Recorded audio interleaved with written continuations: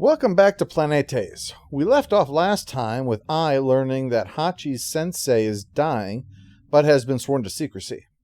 We also learned about the complicated romantic hodgepodge going on between her, Cheng Ching, Lucy, plus the unresolved thing with Ai for Hachi, and Hachi, much to his denial, for Claire. But most important to remember is what set this whole debris thing off. Way at the beginning of the series, when a single screw spinning out of control hit the window of a transport and killed a lot of people, making clear, hey, someone needs to do something about all this space junk. And we should film it. Big Brother Zero G, streaming now. Well, as Toybox heads off, he can't help but wonder if Ai and Hachi are fighting since she's sulking in the cockpit. And plus, they're usually fighting, so it's playing to the odds. But they're not. The only thing Hachi is unhappy about is lunch. But he is curious about Yuri looking out the window, zoning out. Something he does often. What Hachi does often... Keep working, you bastard! Don't you get it? If you don't circulate the air, we suffocate! Come on, you piece of junk! Work! Work, damn it! Work! Yeah, that. During this, the artificial white carnations Yuri brought get damaged. But he doesn't make a big deal out of it. Although next to Hachi, who would notice? After the titles, Robbie gets on Yuri because he needs to start using up his paid vacation days, or the company's likely to take them away. It's like some really weird bedtime tale told on Labor Day. The evil NASDAQ came to gobble up the naughty children who didn't use their benefits within the allotted time frame. No, you will be sent to the bowels of unpaid overtime, you poor fools. Well, Hachi and Chen Sheng are soon hanging out discussing Ai, and while Hachi thinks that she's a pain, he has noticed that she's been distracted lately. It's actually about the cancer thing. She finishes the benchmark that Sensei Gogogosh had told her, getting into a suit alone in just under 10 minutes, but the success just reminds her of his terminal disease. While she has her flashback, Yuri is going through pictures of debris that has been collected, and some guy comes by to give him a disc with even more of it. It's like a really crappy version of train spotting. At least that he can stay focused while he's on the job. Ai, though, is distracted. Now, that's a problem, because the gas released by the thrusters can push nearby debris, and suddenly they're combining the Star Wars trash compactor scene with the Star Wars asteroid chase scene. Double the problems. What the hell are you doing? Be careful! Oh crap! No! Yeah! See?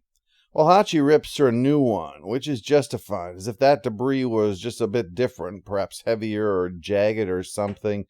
He could have been killed. And that's really going to impact your paid vacation days, let me tell you.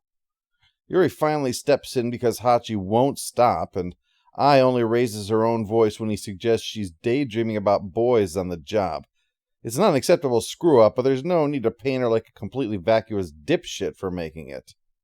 Fee asks him what's up in private, and is like, yeah, you've got reason to be pissed, but lately, you're really flying off the handle over the littlest thing. Fee explains that far from slacking off, Ai's been sneaking off on her downtime to practice so she can get better at her job. Right now, she's talking to Yuri, though, and asks a question. Yuri, what does it feel like when you lose someone? Someone important to you? Wow, Ai has given up on small talk. It's just big talk now. How many children do you reckon have died in support of your specific life so far, Yuri? She implies the coming death of Gabaganoush. So, understanding that she's carrying a secret, Yuri shares his own experience on that. His answer is... fucking dark, to be honest. About feeling nothing, and then everyone you know will eventually die. Just really not what you expect from a man who arranges flowers and cares for animals. Yes, who is only dust in the wind? It's you, Fido. Yes, it's you. You're a string of meat on a bone hurtling towards oblivion. During this, Hachi's on his way. That's right! All right! Hold it! Open your eyes, dude. You're not frickin' Daredevil. Seems Hachi's on his way here to help teach Ai, but is rather irritated to see that she's been with Yuri, and then heads off. At all. You're a fine teacher and you know it. Much better than I am. Oh gosh, I guess you know all about me then, don't you? But I don't know about you at all, do I, Yuri? Even after working with you for 3 whole years. Maybe it's better that way. What's setting Hachi off right now is that guy sharing that Yuri's digging through those pictures of debris. But Yuri didn't say why. What bothers Hachi about that is that if it was a straightforward reason, Yuri would ask for help. So the fact he's hiding it says there's something fishy going on here. After the bumper, he spreads some joy back in the office, though his grouchiness is wasted on the temp. He finally notices white carnations just like the ones Yuri got, given to her because there were some extras. Hachi suggests maybe the extras were actually planned for a little romantic gesture, but she dismisses that. White carnations symbolize the love that endures. We learn about Yuri's wife in a flashback when the two are taking a suborbital flight together. Just to clarify, because there's been some confusion, suborbital means you still go into space, it's just that you're on a course that's going to return you to Earth. Hence why things are floating in here. Yuri comments on her compass. She bought it for good luck because there's no up or down in space, so it's a symbol of always being properly oriented. He heads off to get some coffee when the viewer learns the secret. This is the craft that the screw collides with way back at the beginning of the series. She's the girl we'd seen right where it hits.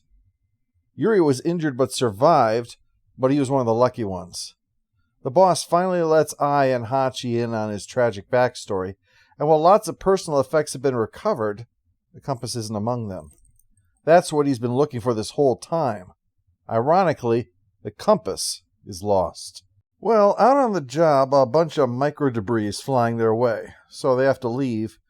Except Yuri finally spots what it is he's been looking for. Disregarding all warnings, he has to go and get the compass. Only the micro debris hits and knocks his craft out of orbit, right before he reaches it. He's knocked unconscious and starts to fall into the very outer part of the atmosphere, but in a dream, he sees himself reaching out and taking her hand. When he opens his eyes, the hand has taken hold of the compass. He's so shocked, Ai and Hachi have to save him. All he can do is finally read what is inside. Please save Yuri. No, I'm not crying. You're crying. As Yuri's wife was never recovered, he leaves a single artificial carnation in orbit for her. A little breaking of the rules, but considering the shit that he's put up with, it's agreed he's earned this. Well, where do we go from here? Let's find out in the next episode of Planetes.